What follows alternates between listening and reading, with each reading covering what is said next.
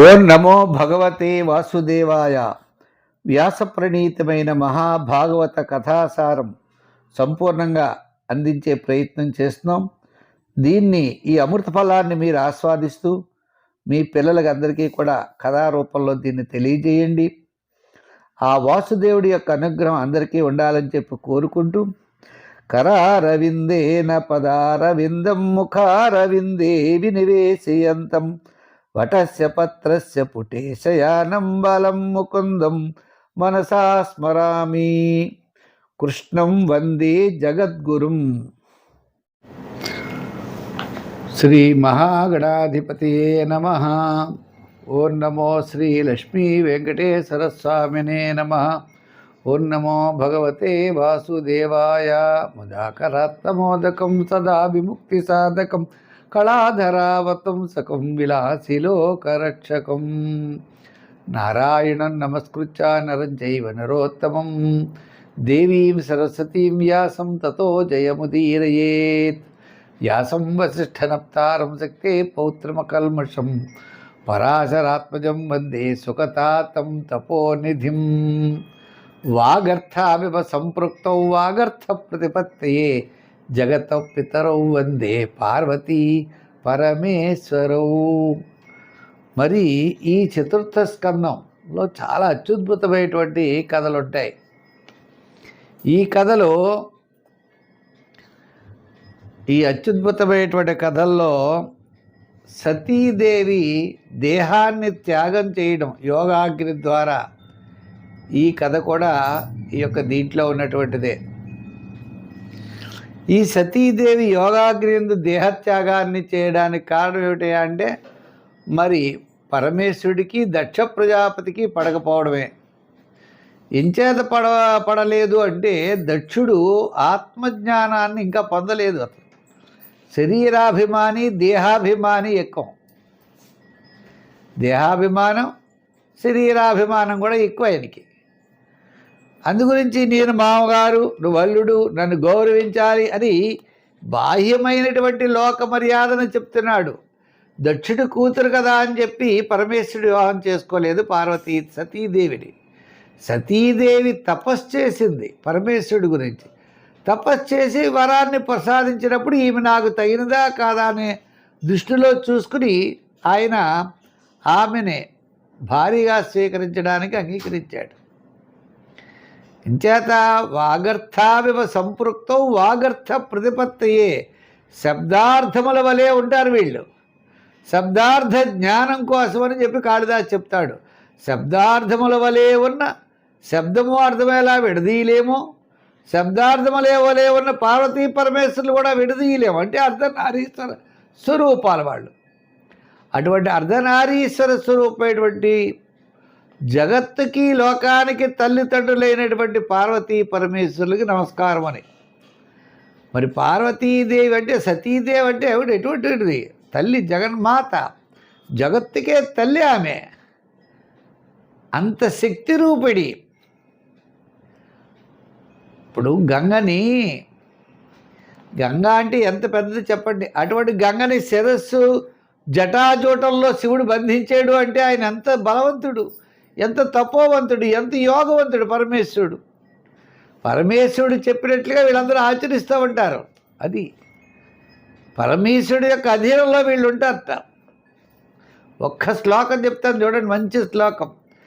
దేవం వందే జలధి శరదిం దేవతా సార్వభౌమం వ్యాసప్రస్థా భువన విదిత యస్య వాహాదివా భుషాపేటీ భువనమతలం పుష్కరం పుష్పవాటీ శటీపాలా శతమఖముఖ చందనర్దుర్మనోభూ. ఆ దేవతా సార్వభౌముడిని ఋషీసులు మోస్తూ ఉంటారు. అంత గొప్పవాడు. ఆయన దివ్యమైన దర్శనం కోసం ఎదురు చూస్తూ ఉంటారు. పడిగాపులు పడదు. ఎప్పుడు కనపడతాడా పరమేశ్వరుడు, ఆయన పాదార విందాలని ఎప్పుడు సేవించాలా అని దేవతలు, గణాలు అందరూ కూడా స్వామి యొక్క దర్శనం కోసం ఎదురెగుతూ ఉంటారు. అటువంటి మహా తపోవంతుడు, శక్తివంతుడు పరమేశ్వరుడు అల్లుడు. ఎవరికి? దక్షుడికి. దక్షుడంటాడు అల్లుడైతే పుత్ర సమానుడు, కాబట్టి నేను వచ్చినప్పుడు ఆయన లేవలేదు, నాకు మర్యాద ఇవ్వలేదు, నా ఇష్టం లేకపోయినా కూడా నా కూతుర్నిచ్చి వీడికి పెళ్లి చేశాను అని శంకరుణ్ణి అనేక మాటలు మాట్లాడి యజ్ఞములో భాగం ఇస్తూ ఉంటాం. మనం దేవతలందరికీ కూడా యజ్ఞ భాగాలను ఇస్తూ ఉంటాం. ఇంద్రాయ స్వాహ, ఇంద్రాయ ఇదన్నమ అంటూ ఏదో మన వినాయకుడిని, గణపతిని, దేవతల్ని అందరికీ కూడా మనం యజ్ఞ భాగం ఇస్తూ ఉంటాం. ఈ దక్షుడు అన్నాడు ఏమైనా సరే ఈ పరమేశ్వరుడికి యజ్ఞ భాగం ఇవ్వడానికి వీలు లేదన్నాడు. అక్కడ వచ్చింది. ఆ విధంగా శపించాడు. ఇంచేత కేవలం ఈ దేహము యందు అభిమానంతో ఆత్మజ్ఞానం కలిగిన వాళ్ళు ఏమి ఉండవు. భక్తిలో పారవస్యం చెందేవారికి ఈ వస్త్రము, ఈ ఆభరణాలు ఇవన్నీ దేనికి? ఇవేమీ కాదు. ఈ విధంగా శంకరుడు నిర్గుణ, నిరాకార, నిరంజనుడు. ఆయన అసలు అత్యద్భుతమైనటువంటి శక్తి కలిగిన వాడు, దేని మీద వాంఛ లేనివాడు, జ్ఞానాన్నిచ్చే గురువు మనకి. అటువంటి జ్ఞాన గురువుని ధిక్కరించాడు దక్షుడు. సరే, ఈ శంకరుని పిలవకుండా మనం యజ్ఞం చేయాలనే ఒక తలంపుతో శంకరుని పిలవకుండా ఆయన ఒక యజ్ఞాన్ని ప్రారంభం చేశాడు. ఆ యజ్ఞానికి దేవతలు, ఋషులు, మునీసులు అందరూ వచ్చారు. కానీ పరమేశ్వరుడిని పిలవలేదు. పిలవకుండా యజ్ఞం ప్రారంభం చేశాడు. యజ్ఞం చేస్తూ ఉండే సమయంలో ఆమె సతీదేవి తన భర్త అయిన శంకరుని అడుగుతుంది, నేను యజ్ఞానికి వెళ్ళాలని. నువ్వు వెళ్ళకు, అక్కడ సరైంది కాదు అని చెప్తాడు. ఒకవేళ నేను కాదని వెళితే నీకు అక్కడ గౌరవం దక్కదు, సరే కదా, నీకు పరాభవమే ఎదురవుతుంది. బంధువుల ఇళ్లల్లో జరిగిన పరాభవం ఎటువంటిదంటే అది గౌరవ శ్రేష్ఠులు కలిగిన వారికి దుఃఖమే కాకుండా అది సజ్జోమరణానికి త్రోవ తీస్తుంది, దారి అవుతుంది. సజ్జోమరణం అంటే వెంటనే మరణము అని ఆయన చెప్పాడు. చెప్తే ఈ మంది కొంతమంది ఇళ్ళకి పిలవపోయినా వెళ్ళొచ్చు, గురువుల ఇళ్ళకి, భర్త ఇంటికి పిలవడం ఏమిటండి, తండ్రి ఇంటికి పిలవడం ఏమిటి, అంచేత పర్వాలేదు అని ఈవిడ బయలుదేరి వెడుతుంది. సరే, వద్దని చెప్పి ఎంత చెప్పినా శంకరుడి మీద ఆమె ఇంకా సమయం ఆసనమైనప్పుడు చెప్పలేం కదండి. తతో వినిస్వస్య సతీ విహాయతం శోకేన రోషేన చ దూయతా హృదా పిత్రోరగాస్త్రైన విమూఢ దీర్ఘురాన్ ప్రేమ్నాత్మనో యోర్ధమదాత్ సతాం ప్రియ. సరే, ఈమె బయలుదేరింది. సతీదేవి ఒక్కతే బయలుదేరుతుంటే దక్షిణి ఇంటికి మణిమంతుడు, అలాగే మరుడు మొదలైనటువంటి యక్షులు వారు ఈ ఎడాపెడా ఉన్నారు. వాళ్ళంతా కూడా ఆవిడ యొక్క భాగంలో వాళ్ళంతా నడుస్తూ ఉన్నారు. ఈవిడ నడుస్తోంది. ముందు భాగంలో నందీశ్వరుడు ఉన్నాడు. అనుచరులు సతీదేవి నందీశ్వరుడిని అధిరోహింపజేసి అందరూ మెల్లిమెల్లిగా అందరూ కూడా ప్రయాణమై ఆ దక్షిణ ఇంటికి వెడుతున్నారు. అలాగే కొంతమంది గొడుగులు పట్టుకున్నారు, పూలమాలలు, రాజు చిహ్నాలతో, దుందుబులతో, శంఖాలతో, వేణువులతో, సంగీత వాయిద్యాలతో సర్వసన్నుద్ర అలంకరించుకొని ఆమె వెంట అంతా కూడా ఓ మహాగుంపుగా బయలుదేరుతున్నారు. మరి అమ్మవారు బయలుదేరుతుంటే సామాన్యులా? ఆ విధంగా సతీదేవి ప్రయాణమై వెడుతూ క్రమంగా యజ్ఞశాలకు చేరింది. ఆ యజ్ఞశాలలో విసన మంత్రములతో కూడినటువంటి వేద ఘోష జరుగుతోంది. అక్కడ యజ్ఞం, ఆ యజ్ఞం సంబంధించినటువంటి మంత్రాలతో ఘోష జరుగుతోంది. యజ్ఞకార్య నిర్వహణకి బ్రాహ్మణులు, ఋషులు, దేవతలు దర్భలు పరిచారు, చర్మాలు, అలాగే కొన్ని పాత్రలు ఉన్నాయి, మట్టి పాత్రలు, చెక్క పాత్ర, ఇనుప పాత్రలు, బంగార పాత్రలు అన్నీ కూడా అక్కడ పెట్టారు. ఆ యజ్ఞశాలకు చేరింది సతీదేవి. అక్కడికి వెళ్ళేటప్పటికీ దక్షుడు ఆమెను ఏమాత్రము ఆదరించలేదు. దక్షుడు దాని మరేం చేసుకుంటున్నాడంటే వచ్చిందంటే వచ్చేవారు పలకరించడం కానీ, ఉన్నతమైన ఆసనం మీద కూర్చోమని కానీ ఏమీ అనలేదు. ఏమి అనకుండా అలా కూర్చునేప్పటికి పాప వచ్చింది ఈ పిల్ల అంటే సంతోషించే వాళ్ళు ఎవరండి? ముందర తల్లి, పెద్దల్లి, పెంతల్లులు, తోబుట్టువులందరూ కూడా సంతోషంగా పోలే మా సతీదేవి వచ్చింది, మా నాన్న పిలవపోయినా సరే వచ్చిందని సంతోషిస్తూ రా రా అని చెప్పి అంతో ఆదరాతిశయంగా పాపం వాళ్ళందరూ పిలిచారు. అసలైన వాడు పిలవాలి కదండి. ఎవరు దక్షుడు కనీసం చిరునవ్వేనా వచ్చేవా అని అనాలి కదా. ఏ మాట మాట్లాడలేదు. అంతేకాకుండా యజ్ఞంలో భాగం ఇవ్వాలి శంకరుడు తన భర్తకి, అది ఇవ్వకుండా ఉన్నాడు. ఆమె కోపం ఆవేశం కట్టలు తెంచుకుంది. ఆమె కోపం ఎలా ఉంది అంటే ఆ సమయంలో ఆమె యొక్క కోపంతో లోకాలన్నీ దహించాలి అనేటువంటి అంత కోపం. అప్పుడు ఆమె అంటోంది, దక్షుడు కర్మకాండకు చెందినటువంటి యజ్ఞాది కర్మలను ఆచరించే వారిలో చాలా గొప్పవాడిని అనుకుంటున్నాడు. గర్వం, అహంకారం ఇవన్నీ ఈ సతీదేవి తప్పు నాయన అని కనుసైగ చేసి వాళ్ళందరినీ ఇక్కడ గొడవ పెట్టకూడదు, మనం ఏం మాట్లాడకూడదని చెప్పి ఆమె మాట్లాడడం ప్రారంభించింది. నయస్య లోకోస్య సాయన ప్రియ తథా ప్రియో దేహభృతాం ప్రియాత్మనః తస్మిన్ సమస్తాత్మని ముక్త వైరకే ఋతే భవంతం కథమ ప్రతీపయేత్. ఓ నాన్నగారు, ఓ తండ్రి, ఈ లోకంలో శంకరుడు మించిన వారు ఎవరూ లేరయ్యా. ఆ స్వామి సమస్త దేహాన్ని ధరించిన వాడికి ఆత్మస్వరూపుడు ఆయన. ఆయనకి ఏ ప్రాణి అంటే శత్రువు, నువ్వంటే ఇష్టం లేకపోవడం, నేనంటే ఇష్టం ఏముండదే. అందరూ సమానంగానే చూస్తారు, అందరూ ఆయన్ని సమానంగా చూస్తారు. ఏ ప్రాణి యందు ఆయనకి వైరత్వం లేదయ్యా. నీ వంటి వారు ఇతరులో దోషాలని చూస్తారు, వారు ఏమీ ఇతరుల దోషాలు కూడా చూడరు. అసలు ఏ విధమైనటువంటి అభిప్రాయం వారికి ఉండదు.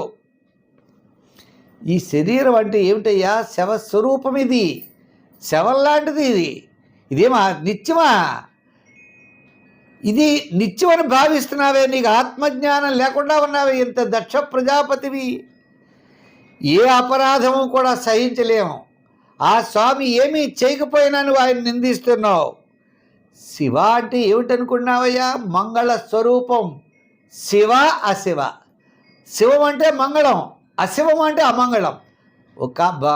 మనకి భారవ కవి అశివారుతై అన్నాడు ఓ చోట. అంటే అమంగళకరమైన నక్కకోతల చేత ధర్మరాజు మేల్కొంటున్నట్టు రోజు ఇప్పుడు అరణ్యంలో. ఆ సందర్భంలో వాడాడు ఆయన అశివారుతై. శివ అంటే మంగళస్వరూపం అని అర్థమయ్యా. అటువంటి శివ శివ అని చెప్పి అందరూ కూడా ఆ శివ పంచాక్షరి, ఓ నమశివాయ అనే పంచాక్షరి మంత్రాన్ని చెప్పిస్తూ ఉంటారు. నువ్వో శివుడి యందు ద్వేషాన్ని పెంచుకున్నావు. ఇది చాలా తప్పు. కనుక నువ్వు ఎన్నటికీ కూడా శుభాల్ని చేకూర్చలేవు. మహాత్ముల యొక్క మనస్సుల్ని మనం దోచుకోవాలి. వారి పాదార విందాన్ని ఎల్లప్పుడూ సేవించాలి. వారి యొక్క అనుగ్రహాన్ని మనం పొందాలి. అతడుకు పేరుకు మాత్రమే శివుడు. వేషభాషలు బట్టి శ్మశానంలో ఉండొచ్చు, బూడిద రాసుకోవచ్చు, కానీ అందరికీ శుభాలనిచ్చేవాడు, అందరికీ సంపదలు ఇచ్చేవాడు. అందరూ ఏమన్నావు? శ్మశానంలో బూడిద రాసుకుంటాడా? ఆయన సాయంకాలం వేళ తాండవ నృత్యోత్సవ సమయమయందు ఆయన శరీరం నుంచి జారినటువంటి ఆ విభూతి కోసం సమస్తమైనటువంటి దేవ గంధర్వ కిన్నర కింపురుషోతులు అందరూ కూడా ఆ విభూతిని శిరస్సు మీద ధరించాలి, ప్రసాదంగా ధరించాలి అని చెప్పి ఆయన యొక్క దగ్గర సమీపానికి పెడతారయ్యా కైలాస పర్వతానికి. ఆయన నృత్యం చేసిన సమయంలో శ్మశానంలో రాసుకున్న బూడిది కింద పడితే ఆ బూడిదని అందరూ కూడా తన కిరీటాలు అద్దుకుంటారు, శిరస్సులు అద్దుకుంటారయ్యా. అటువంటి మహానుభావుణ్ణి నువ్వు ఇలా అంటున్నావా? అంచేత నేను నీ కూతురుగా చెప్పుకోవడానికి తగినటువంటి దానిని కాను. కర్మలు, నివృత్త కర్మలు, వేదము యందు 2 కర్మలు ఉంటాయి. నివృత్త కర్మలు, ప్రవృత్త మార్గం అని 2 మార్గాలు ఉంటాయి. ఇది 3వ మార్గం. పరమేశ్వరుడు అంటే అలౌకికమైన ఈ ఐశ్వర్యాలు ఇవేం కోరుకోరు స్వామి. ఈ సంపదలు, మణులు, మాణిక్యాలు, వజ్రాలు, వైఢూర్యాలు ఇవేమి స్వామికి అవసరం లేదు. ఆ శంకర భగవానుడి మీద నువ్వు అపరాధాన్ని చేశావు, నువ్వు అధముడువు. అట్టి దుష్టుడు వగు నీ వలన కలిగిన ఈ నా దేహం ఉన్నదే ఇది మిక్కిలి నింద్యమైనది. నీ వలన కలిగినటువంటి ఈ దేహం ఉన్నదే, ఈ దేహం నింద్యము. ఇటువంటి పాడు దేహాన్ని నాకు వద్దు, దీన్ని నేను ఉంచుకోను అని చెప్పింది. యజ్ఞ మండపంలో మౌనం వహించింది.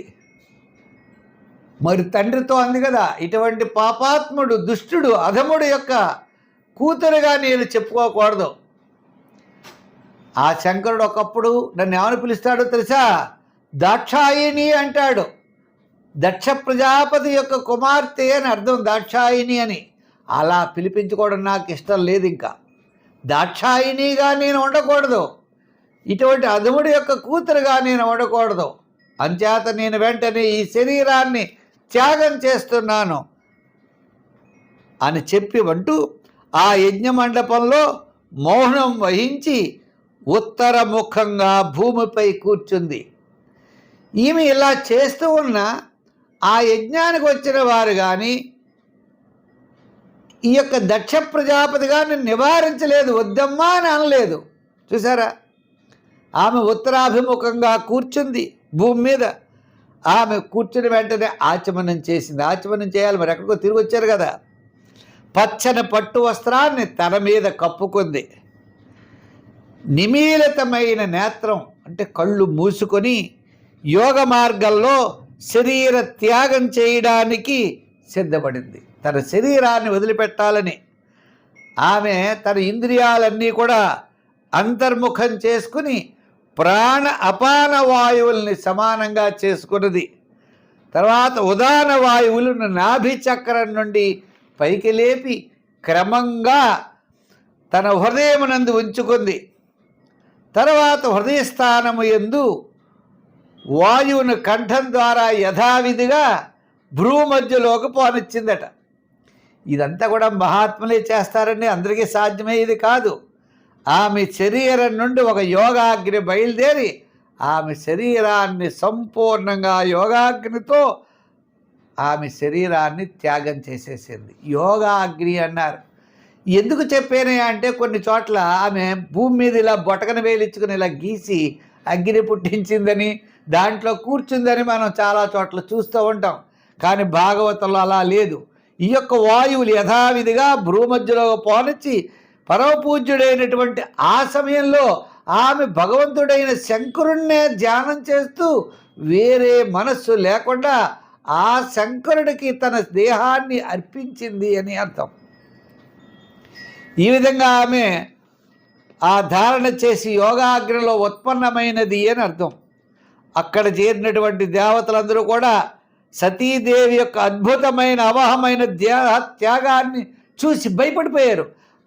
పరమేశ్వరుడి యొక్క భార్య ఈ శరీరాన్ని త్యాగం చేసిందా ఏమిటి? ఈ దక్షుడికి జాలి లేదేటి? అసలు ఆమె అలా దేహాన్ని త్యాగం చేస్తుంటే ఆపలేదేమిటి?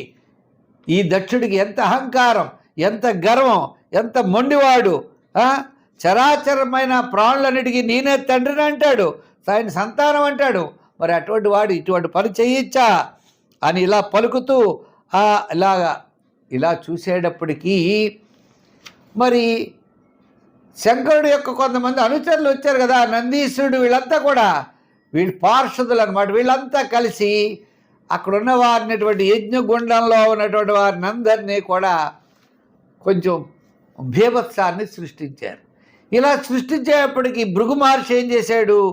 ఆయన ఈ దక్షుణ్ణి సంహరించడానికి వచ్చేస్తున్నారు. వీళ్ళంతా వచ్చేస్తుంటే వాళ్ళ యొక్క దూకుడిని చూసి ఈ యొక్క పార్షదులని రూపుమాపడానికి ఆయన అపహతం రక్ష అని ఒక వేద మంత్రం ఉందట, యజుర్వేద మంత్రాలు.